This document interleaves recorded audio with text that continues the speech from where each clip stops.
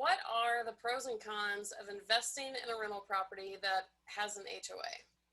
And you might be able to see by the look on my face that I have recent experience with the HOA of one of my properties, hence what's prompting me to talk about this. So when you're looking at rental properties, one of the biggest things before you even worry about whether you're going to deal with an HOA or not is you want to look at the numbers, because in particular neighborhoods or condo fees would really kind of fall into this category. You want to make sure the numbers work, because if you end up with a property where the HOA is too expensive, it's going to kill your cash flow from day one. So that's your first consideration. But let's say you buy a property in a subdivision that's really nice, or a neighborhood, and it has an HOA. And so we'll use my property that I'm thinking of as an example. It's $400 a month for this HOA. And actually, even when I bought the property, there was no HOA because it was only a partially developed neighborhood. The pool wasn't working. This was in the middle of the crash. So the pool wasn't working. There was really nothing going on. But over time, all of a sudden, there was an HOA of $400 a month, or sorry, $400 a year.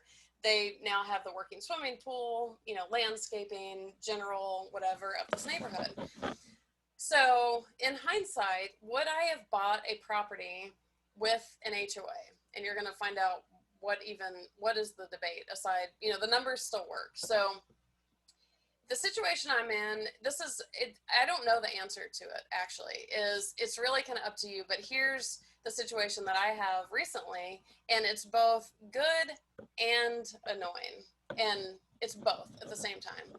What I really, really like about my HOA property, more than, above and the other properties without an HOA, comparing and contrasting, what I do really like is that if anything is going on at that property, whether it's exterior maintenance, the trash cans aren't being pulled in, the yard, whatever it is, I hear about it. And that is actually really helpful because I'm a long distance owner. So when I get a notification from the HOA, I can send it to the property manager if they didn't also get the notification, and they can enforce that with the tenant. So it's kind of like an extra set of eyes on the property. Obviously, it doesn't do much inside the property, but it makes a difference, and it does make me feel good, since I'm not close by the property, that there are an extra set of eyes. Now, here's the negative to that.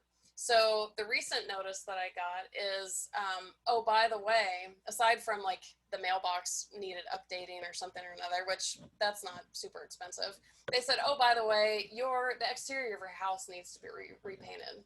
And I was like, are you kidding me? It's one thing to tell me to change out $100 mailbox, but you're telling me that I have to paint the entire exterior of my house.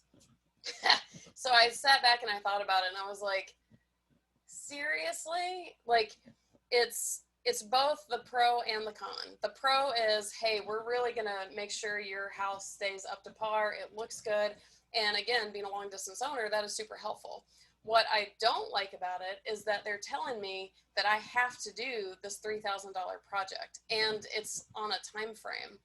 And my first reaction was, okay, first of all, how bad is the paint? Like, this house isn't freakishly old, and the paint was brand new when I bought it in 2012. So we're only talking 8 years. Like, are they being super picky, or is there legitimately like an entire wall of paint crumbling off?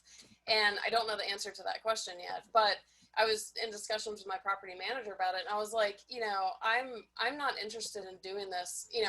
I'm not really one of those that you can like snap your fingers and I'm going to respond. Like, if you do that, I'm probably not going to do anything. I'm a little bit more of a rebel in that case, but for them to dictate that I have to spend $3,000 to paint this house, I'm a little hesitant about that. And this is what I consider to be the negative is, yeah, I always want the house looking good, but I also kind of want to do it on my own timing. And, I don't feel good about being forced into $3,000, especially if it's not like critical. So TBD on the $3,000 exterior paint. What we had, my property manager and I discussed it, and she said, do you want me to see if I can push them off until next year? And I said, yes. And so they agreed that I would pay for pressure washing and something small. I think it was like bales of hay around the landscaping or whatever. So again, take it or leave it. But this does speak to also have a bigger nest egg available for your HOA properties potentially, because if they're going to stay really nitpicky on things, you might have a $3,000 paint job and not be expecting it. So again, first with an HOA, make sure you run the numbers. Another critical thing that I left out, if there's an HOA on the property, make sure that you look at the covenants, because I almost bought a rental property one time. It was actually in a neighborhood of townhouses that I previously lived in myself, so I loved it. One came up for sale, and I was like, oh my God, I want one. And I was about to pursue it, and I read the covenants, and they had, at some point after I was a renter in one of these properties, they allowed the grandfathered properties to be allowed to stay rental properties, but any new purchases were not allowed to be rental properties. So make sure, especially if you're rental property investing, that you confirm you can actually have one of the properties in this neighborhood as a rental property. And then the other thing is, double check, like, what's the scale, how expensive could the HOA become? I went from 0 to 400 and it seems like it's staying there, that's fine.